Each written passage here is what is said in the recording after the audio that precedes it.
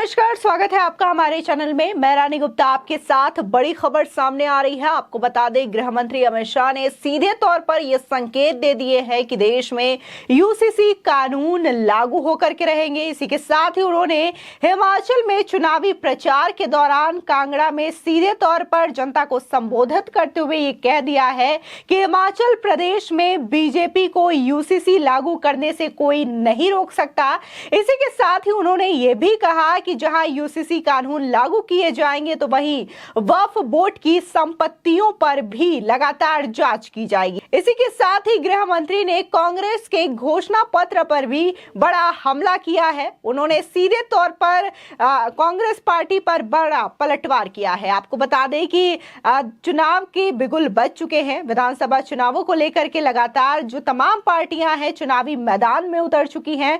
बात अगर हम हिमाचल प्रदेश के चुनावों की करें या फिर गुजरात के चुनावों की करें, तमाम पार्टियां देखने को मिल रही है। लेकिन इस बीच जो कांटे की टक्कर है वो कहीं ना कहीं अलग अलग राज्यों में देखने को मिल रही है। लेकिन इन सब के बीच में जो ओपिनियन पोल है, सर्वे है, वो यही दिखाता है कि बीजेपी इसमें शानदार जीत हासिल करेगी विधानसभा चुनावों में। इससे पहले ही देखने को मिला कि जहां कल हिमाचल प्रदेश में कांग्रेस ने अपना घोषणा पत्र जारी किया, तो वहीं अब बीजेपी ने भी अपना घोषणा पत्र जारी कर दिया है। इसी के साथ ही जहां बीजेपी के राष्ट्रीय अध्यक्ष जेपी नड्डा ने यह कहा था कि यूसीसी कानून हिमाचल प्रदेश में लागू होगा, तो अब सीधे तौर पर केंद्रीय गृह मंत्री ने यह संकेत दे दिए हैं कि हिमाचल प्रदेश में यूसीसी को लागू करने से कोई नहीं रोक सकता और बीजेपी इस कानून को लागू करेगी। आपको बता दें कि जहां इन कानून का देश में लागू होना बेहद जरूरी बताया जा रहा था ताकि सबको एक समान सिविल कोड मिले। इसी के साथ ही इसको लेकर के पहले बात जहां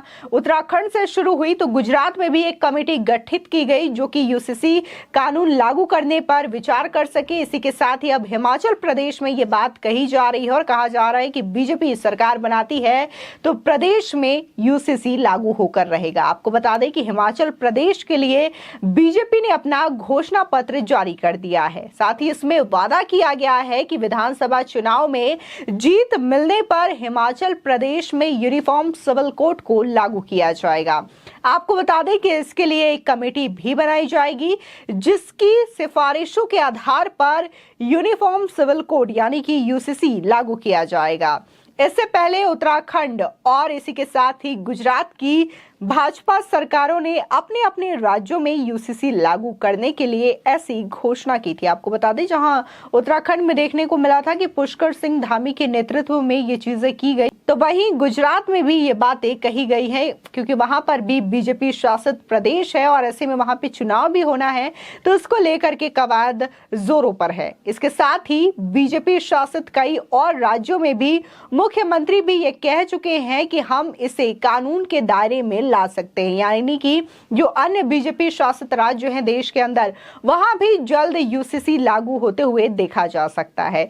इसी के साथ ही ये भी जानना जरूरी है कि आखिर यूनिफॉर्म सिविल कोड होता क्या है और कौन कौन से राज्य हैं जो कि इसे लागू करना चाहते हैं।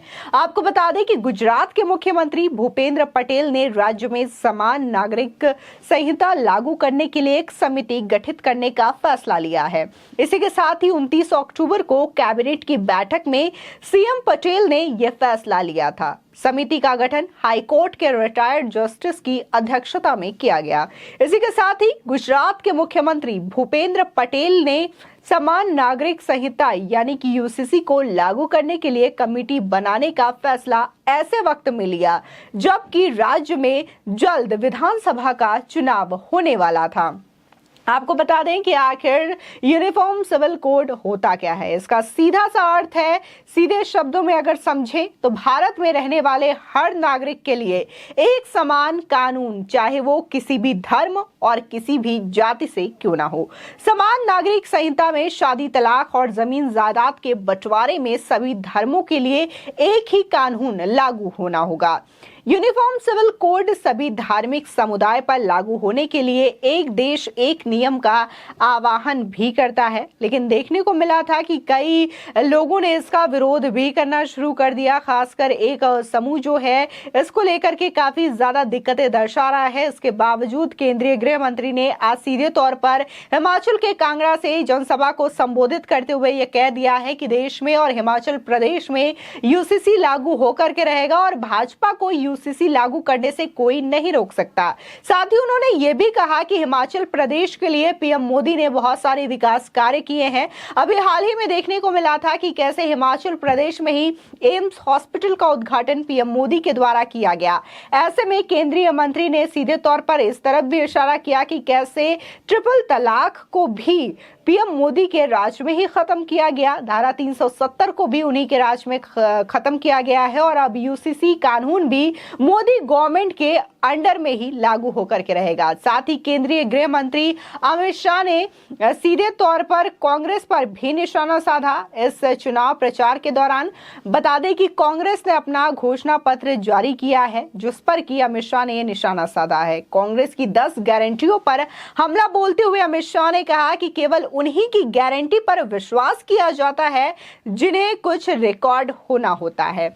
उन्होंने केंद्र में रही सोनिया मनमोहन सरकार की भी जमकर आलोचना की और साथ ही आरोप लगाया कि उन्होंने 12 लाख करोड़ रुपए का भ्रष्टाचार किया है और अब हिमाचल के लोगों को गारंटी दे रहे हैं। हिमाचल के नगरोटा कांगड़ा में एक चुनावी रैली को संबोधित करते हुए गृह मंत्री ने कहा कि जब मैं यहां आ रहा था तो मैंने कांग्रेस उम्मीदवारों में से एक की रैली देखी जहां 10 गारंटी लिखी थी। गारंटी उन्हीं लोगों की मानी जाती है जिनका कोई रिकॉर्ड होता है। आपकी गारंटी पर कौन विश्वास करेगा। साथ ही गृह मंत्री बोले कि जब केंद्र में सोनिया मनमोहन की सरकार थी तो उन्होंने 12 लाख करोड़ रुपए का भ्रष्टाचार किया और आज वे हिमाचल के मासूम लोगों को गारंटी दे रहे हैं।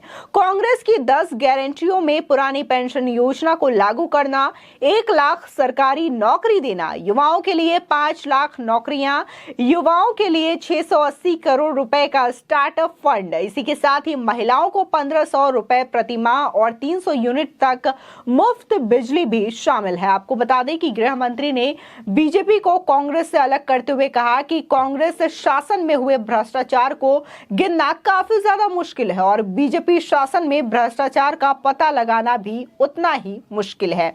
इसी के साथ ही आपको बता दें कि उन्होंने कहा कि ये दोनों दलों का चरित्र है। बीजेपी इस तरीके के शासन करती है कि लोगों को विकास के लिए पूछने की जरूरत नहीं होती। गृह मंत्री ने पीएम मोदी और मुख्यमंत्री जयराम ठाकुर द्वारा किए गए विकास कार्यों की भी सराहना की है। साथ ही राज्य में दोबारा बीजेपी के सत्ता में आने का विश्वास भी जताया है। उन्होंने कहा कि बीजेपी ने पीएम नरेंद्र मोदी और सीएम जयराम ठाकुर के नेतृत्व में हिमाचल प्रदेश के विकास के लिए बहुत ज्यादा काम किया है और ये चीजें जो है वो देखने को भी मिल रही है कि किस तरीके से हिमाचल प्रदेश में डेवलपमेंट हुआ है। आपको बता दें कि लगातार हिमाचल प्रदेश के चुनावों को लेकर के सी वोटर्स के ओपिनियन पोल्स आ रहे हैं, सर्वे आ रहे हैं, इसमें भी यही दिखाया जा रहा है कि बीजेपी लगातार बढ़त बनाती हुई दिखाई दे रही है। लोगों के बीच में बीजेपी का क्रेज बहुत ज्यादा है और खासकर जो लोग हैं वो अपने सीएम जयराम ठाकुर के द्वारा किए गए कामों की प्रशंसा कर रहे हैं, जिसकी वजह से एक बार फिर से वो हिमाचल प्रदेश के अंदर बीजेपी की सत्ता वापस से चाहती है। तो ये तमाम बातें जो है इस ओर इशारा करती है कि होने वाले चुनाव में बीजेपी को शानदार जीत हासिल हो सकती है और जिस तरीके से ये दाव खेला गया है ऐसा माना जा रहा है कि यूसीसी यानी कि कॉमन सिविल कोड लागू करना बीजेपी के लिए एक शानदार जीत दिलाने को काफी है और इसको लेकर के फिलहाल तमाम जो पार्टियां हैं आपस में काफी ज्यादा जद्दोजहद करती हुई दिखाई दे रही है। जहां आम आदमी पार्टी लगातार अपने आप को एस्टैब्लिश करने की कोशिश कर रही है तो वहीं अब कांग्रेस भी अपनी शाख बचाते हुए नजर आ रही है। प्रियंका गांधी लगातार चुनावी रैली करते हुए नजर आ रही है, लेकिन ये तो वक्त बताएगा कि आखिर राज तिलक हिमाचल प्रदेश में किसका होता है और किसे एक बार फिर से हिमाचल की जनता सीएम के तौर पर चुनती है। फिलहाल आपकी इस खबर पर क्या राय है हमारे कमेंट सेक्शन में जरूर बताएं। आगे की और भी अपडेट के लिए चैनल को सब्सक्राइब करना ना भूलें।